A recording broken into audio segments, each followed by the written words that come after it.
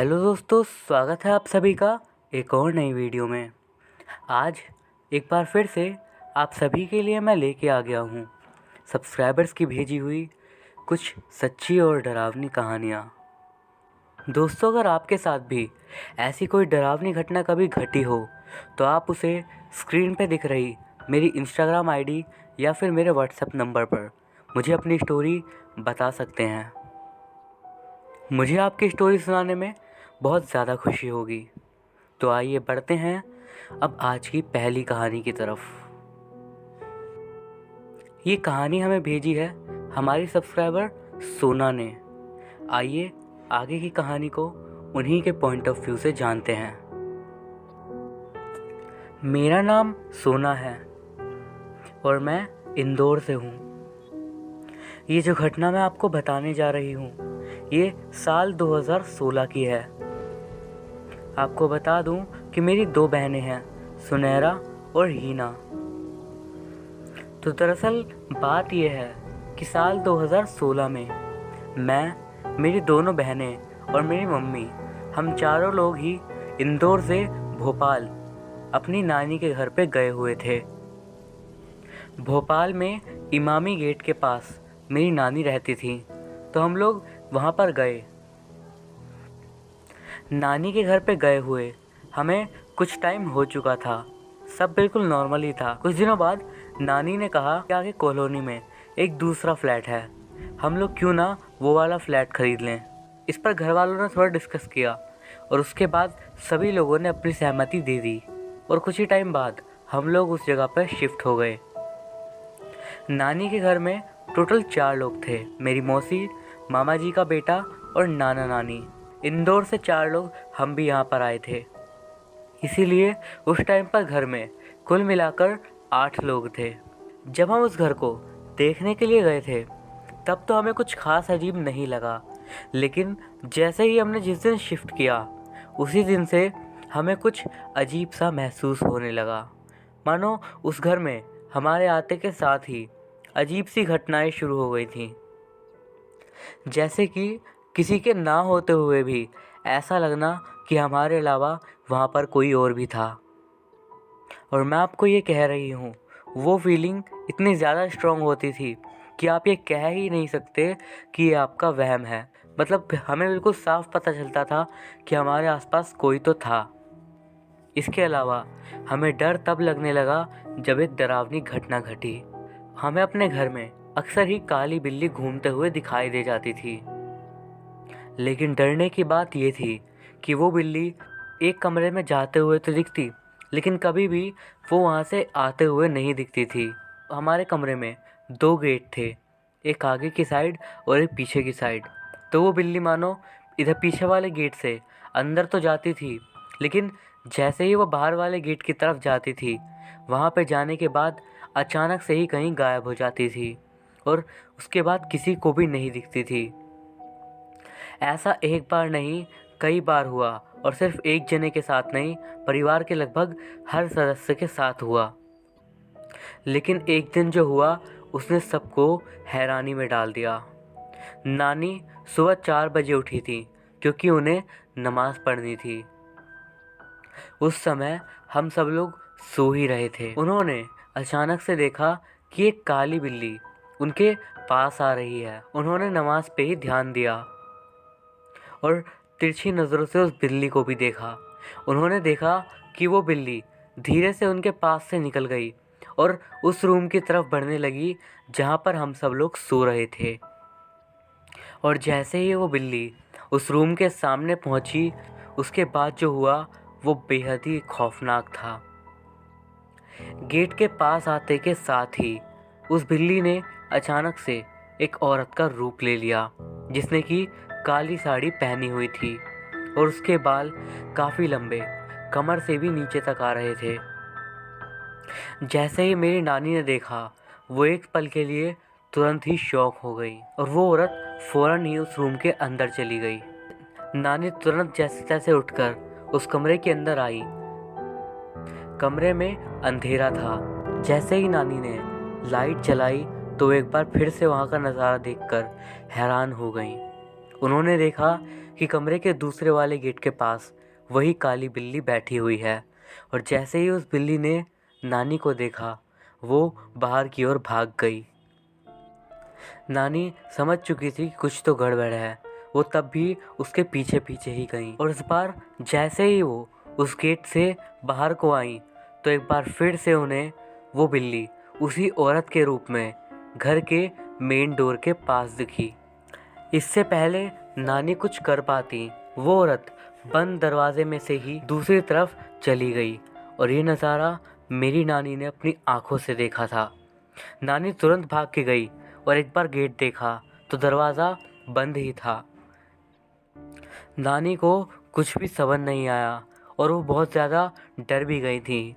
जब हम सब लोग सुबह उठे तो देखा नानी एकदम चुपचाप बैठी हुई हैं और जब हमने उनसे काफ़ी पूछा तब उन्होंने हमें रात वाली ये सारी घटनाएं बताईं।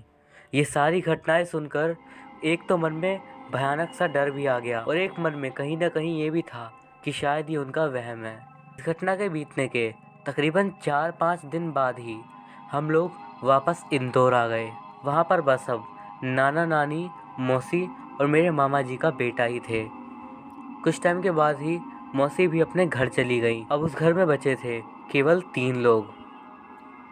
मेरे नाना की अक्सर तबीयत खराब ही रहती थी उस टाइम पर। एक दिन ऐसा हुआ कि नानी जी किसी काम से बाहर गई हुई थी और मेरे मामा का लड़का भी बाहर ही था, इसीलिए घर में नाना अकेले ही थे। दरअसल मेरे नाना जी 5 बार के नमाजी हैं, तो नाना जी नमाज ही पढ़ रहे थे। नमाज पढ़ने के बाद वो कुछ और भी पढ़ रहे थे और तभी उनकी नज़र गई अंदर वाले कमरे की ओर। उन्होंने देखा कि अंदर वाले कमरे में से कई सारे काले साए धीरे धीरे उनकी तरफ बढ़ रहे थे। नाना जी को पहले तो यकीन नहीं हुआ, लेकिन उसके बाद जब उन्होंने ध्यान से देखा तो वो भी डर गए। लेकिन उन्होंने वो पढ़ना बंद नहीं किया क्योंकि वो जानते थे कि इसे पढ़ने से शायद वो उन पर पूरी तरीके से हावी नहीं हो पाएंगे। हुआ भी कुछ ऐसा ही। वो सारे काले साए आकर नाना के ऊपर हावी होने की कोशिश करने लगे, लेकिन नाना की पढ़ाई के कारण वो सब उनके पास नहीं आ पा रहे थे। कुछ देर तक ऐसे ही चलता रहा। नाना वहीं बैठे बैठे वो पढ़े जा रहे थे। वो सोच रहे थे कि अगर मैंने इसे पढ़ना बंद किया तो कहीं कुछ अनर्थ ना हो जाए। कुछ टाइम बीतने के बाद नानी ही घर वापस आ गई और जैसे ही नानी घर में आई सब कुछ बिल्कुल पहले की तरह नॉर्मल हो गया। वो सारे साए एकदम से गायब हो गए। हम जब ये सब घटनाएं हो रही थी उस टाइम पर हम सब लोग इंदौर में ही थे और उसके बाद वहाँ पर उनके साथ रहने के लिए मेरी बड़ी मौसी का बेटा भी नानी के घर चला गया। एक दिन बाहर से घूम कर आने के बाद वो अचानक से वॉशरूम में जाने के लिए गया। उसने देखा कि डोर खुला ही हुआ था, बस थोड़ा सा बंद था। जैसे ही उसने हल्का सा धक्का देकर दरवाजे को खोला वो एकदम हैरान हो गया। अंदर काली साड़ी पहने हुए एक औरत खड़ी थी। उसने फ़ौरन शर्म के मारे वो दरवाज़ा बंद कर दिया और सोचा कि शायद कोई घर का ही होगा और इसीलिए वो बाहर को आया, लेकिन उसने देखा घर के सभी लोग वहीं पर मौजूद थे। उसने फिर पूछा, क्या हमारे घर में कोई बाहर से आया है? इस पर नानी ने कहा कि नहीं, घर में कोई भी नहीं आया है। ये सुनते ही वो फ़ौरन भागकर वॉशरूम की तरफ गया और जैसे ही उसने एक बार फिर से दरवाज़ा खोल कर देखा तो इस बार अंदर कोई भी नहीं था। इस घटना के बाद से मेरे इमरान भाई बहुत ही ज़्यादा डर गए थे। इस घटना के कुछ समय बाद ही मैं भी भोपाल चली गई थी। वहाँ रहते हुए मुझे कुछ हफ्ते हो गए थे। उसके बाद हमें एक बेहद ही डरावनी बात पता चली। हमें किसी से पता चला कि हमारे उस घर में एक डायन का बसेरा है और वो हमारे ही एक रूम के कोने में रहती है। लेकिन शुक्र की बात यह है कि उसी घर में एक दूसरे कमरे में एक पाक साया भी रहता था, क्योंकि हमेशा उस डायन को बंद करके रखता था। ये बात हर किसी को नहीं पता थी, लेकिन मेरी नानी हर रोज़ रात में सोते समय हिसार खींच देती थी, जिससे कि वो डायन कैद से आज़ाद हो जाती थी और वो जो पाक साया था वो नानी के हिसार से कैद हो जाता था। इस बात का पता हमें काफ़ी समय बाद लगा।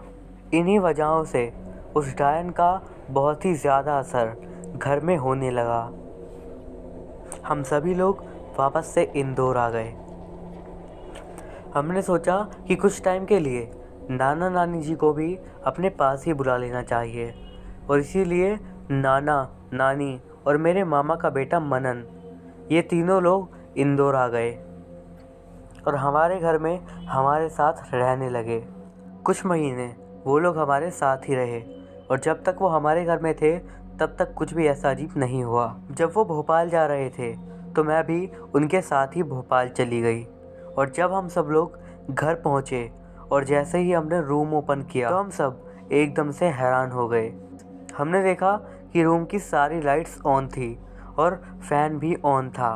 पूरे रूम में इमरान भाई के कुछ मैले कपड़े पूरे घर में फैले हुए थे। ये सब देखकर सभी लोग एकदम से बहुत ज़्यादा चौंक गए थे क्योंकि वो रूम लॉक्ड था और नाना नानी को अच्छे से याद था कि वो लोग लाइट्स पंखे ऑफ करके गए थे और जो इमरान भाई के कपड़े अंदर पड़े हुए थे वो एक्चुअली में अंदर थे ही नहीं, वो बाहर पड़े हुए थे। तो फिर वो घर के अंदर कैसे आए? उसके बाद मैंने और नानी ने मिलकर कमरे की सफाई करी। सफाई सब निपटाने के बाद हम लोग सो गए। आगे वाले रूम में इमरान भाई और नाना सो रहे थे। रात के 2 बजे के आसपास अचानक से ही मेरी नींद खुल गई और मुझे किसी चीज़ की आवाज़ आने लगी। ध्यान से सुनने पर मैंने पाया कि वो आवाज़ टीवी की थी। इसीलिए मैं उठकर बाहर देखने के लिए गई। रूम में देखा कि इमरान भाई और नाना दोनों ही सो रहे थे। मैंने सोचा कि शायद भूल गए होंगे। टीवी बंद करके मैं वापस से अपने कमरे में आकर सो गई। अभी मुझे कमरे में आए हुए मुश्किल से 5 मिनट ही हुए होंगे कि मुझे एक बार फिर से टीवी ऑन होने की आवाज़ आ गई। मैं एक बार फिर से देखने गई तो इस बार मैं सच में डर गई। मैंने देखा कि टीवी एक बार फिर से ऑन हो चुका था, जबकि घर के सभी लोग आराम से सोए हुए थे। मैं इस घटना से काफ़ी डर गई। मैंने फिर से टीवी बंद करा और वापस से रूम में आकर अपनी स्टडी टेबल पर बैठ गई। मुझे पता था कि मुझे नींद नहीं आएगी, तो मैंने सोचा कि थोड़ी देर पढ़ाई ही कर लेती हूँ। कुछ देर पढ़ाई करने के बाद मैं वहीं पर बैठे बैठे ही सो गई। 2-3 दिन बाद मैं वापस से अपने घर इंदौर आ गई। नानी के घर में अब नाना नानी, इमरान और मनन, ये 4 लोग थे। एक दिन की बात है, मेरी नानी बैठकर दाल साफ़ कर रही थी कि तभी अचानक से उनके ऊपर आकर एक छिपकली बैठ गई। लेकिन हैरानी की बात तो ये थी कि वो छिपकली देखने में बिल्कुल ऐसे लग रही थी जैसे बिल्कुल सोने की हो। वो एकदम सुनहरी थी। नानी ने फ़ौरन मनन को बुलाया और उसे ये दिखाया। उसने भी देखा कि वो बिल्कुल सोने की लग रही थी। ये घटना अजीब इसलिए है क्योंकि वो छिपकली अचानक से ही एकदम से मानो गायब सी हो गई और उसके बाद फिर से कभी नहीं दिखी। जिस दिन ये छिपकली वाली घटना हुई उसी दिन रात को मेरे नाना जी की तबीयत धीरे धीरे खराब होने लगी और वो डायन किसी न किसी तरीके से घर में सभी को डराती रहती। नानी ने सोचा कि सारी जड़ ये घर ही है तो क्यों ना दूसरी जगह पे ही शिफ्ट कर लिया जाए। यहाँ तक कि उन्होंने दूसरी जगह घर भी देख लिया था। लेकिन उसके बाद एक बहुत ही अजीब घटना हुई। यदि आप लोग इसे मानो भी, हम लोगों ने घर का लगभग आधा सामान शिफ्ट भी कर दिया था। लेकिन उसके बाद पता नहीं क्या हुआ ऐसा कि सभी लोगों का मन एकदम से ही चेंज हो गया और किसी का भी मन उस घर को छोड़ के जाने का नहीं किया। जो आधा सामान वहाँ पर चला गया था उस साथी सामान को भी वापस लाया गया और हम लोग उसी घर में वापस से रह गए। ऐसा नहीं है कि हमने वहाँ से जाने की बस एक बार कोशिश करी, हमने कई बार सोचा कि हम उस घर को खाली कर देंगे, लेकिन पता नहीं एंड टाइम पर क्या हो जाता कि सभी का मूड बदल जाता और कोई भी उस घर को खाली नहीं कर पाता था। हम लोगों को तो यही लगता है कि वो शायद उस डायन की ही कोई शक्तियाँ होंगी जिसके कारण हम ऐसा नहीं कर पा रहे थे। ये सब घटनाएं भी एक तरफ हो रही थी और दूसरी तरफ मेरे नाना की तबीयत और ज़्यादा ख़राब होने लगी। काफ़ी टाइम तक उनका इलाज भी चलता रहा, लेकिन आखिरकार उनकी डेथ हो गई। उनकी डेथ के बाद घर एकदम सुनसान टाइप सा हो गया था। नानी जी ने घर में एक पीर बाबा को बुलाया। उन पीर बाबा ने बताया कि आपके घर में वो जो डायन रहती है वो उन्हें अपने साथ लेकर के चली गई है, और अगर अब आपने भी इस घर को खाली नहीं किया तो आगे भी बहुत कुछ हो सकता है। नाना की डेथ के बाद से हम लोग भोपाल में ही थे, लेकिन मेरी बड़ी दीदी इंदौर में ही थी, बाकी सब यहाँ पर। नाना जी की डेथ के कुछ दिनों बाद हम सभी लोग बैठे ही हुए थे कि किसी बात पर मेरी मम्मी और मनन की मम्मी की आपस में बहुत लड़ाई हो गई। देखते देखते बात इतनी ज़्यादा बढ़ गई कि लड़ाई में मनन की मम्मी ने मेरी मम्मी के ऊपर एक कांच की कटोरी फेंक दी, जो कि मेरी मम्मी को तो लगी ही, लेकिन नानी अचानक से वहीं पर आ गई और वो कांच उनके पैर में लग गया, जिसकी वजह से उनके पैर से काफ़ी सारा खून भी निकलने लगा। लेकिन सबसे ज़्यादा डरावनी बात तो यही थी कि उनके पैर में से खून तो निकल रहा था, लेकिन जैसे ही वो ज़मीन पर जाता वो अचानक से थोड़ी ही देर में गायब हो जाता। ये मैंने अपनी आंखों से देखा था। हम सभी लोग बहुत ही ज़्यादा परेशान हो गए थे। एक दिन रात के समय मेरे भाई सो रहे थे कि उन्हें सोते सोते ही ऐसा लगा कि कोई औरत उनके पास आई और उनके कान के पास आकर धीरे से बोलने लगी, अभी तो एक को लेकर गई हूँ, आगे आगे देखो कोई भी नहीं बचेगा, सबको अपने साथ ही ले जाऊंगी। ऐसा सुनते के साथ ही वो उठकर बैठ गए और बहुत ज़्यादा डरने लगे। उन्होंने ये बात सभी लोगों को बताई और इस बार सभी लोगों ने एकदम पक्का मन बना लिया कि अब तो ये घर खाली करके ही रहेंगे, और नानी ने एक दूसरा घर फिर से देख लिया और हम सब वो घर खाली करने लगे। जब हमारा सारा सामान लगभग चला ही गया था, उसके बाद मैं, मेरी मम्मी, मौसी और मनन हम सब लोग रूम में थे।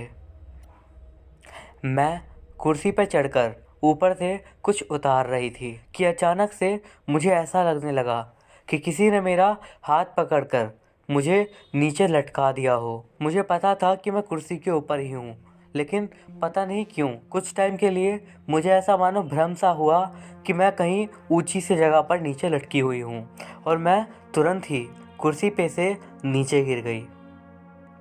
जब घर वालों को मैंने ये बात बताई तो सबको यही लग रहा था कि ये सब वो डायन ही कर रही है, हमें उस घर से जाने से रोकने के लिए।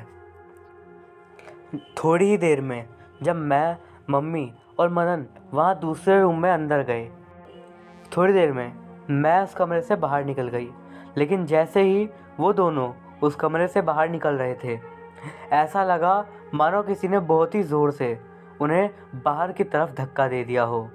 हम सभी लोग बहुत ही ज़्यादा डर गए और टाइम बर्बाद ना करते हुए हमने वो घर खाली कर दिया और हम लोग एक दूसरे घर में रहने के लिए चले गए।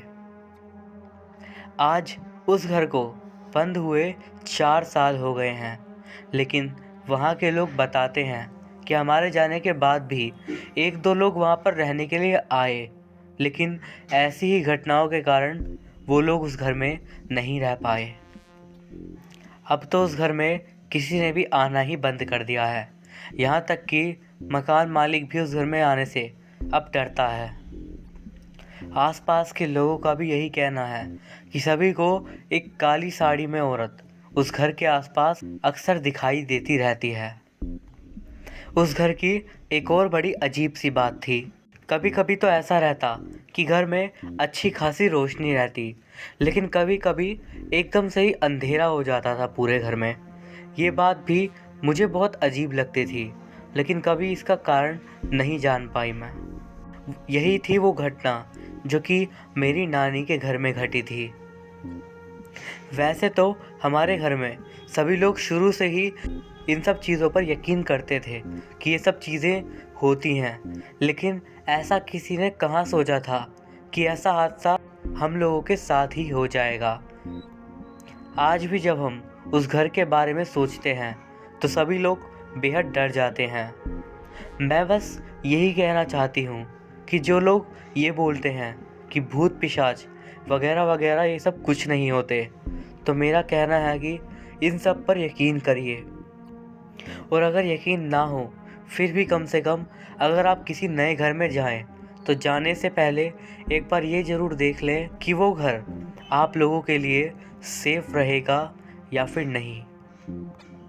मैं बस ये चाहती हूँ कि जिस तरीके से हमारे नानू की जान चली गई वैसे आगे और किसी की भी ना जाए।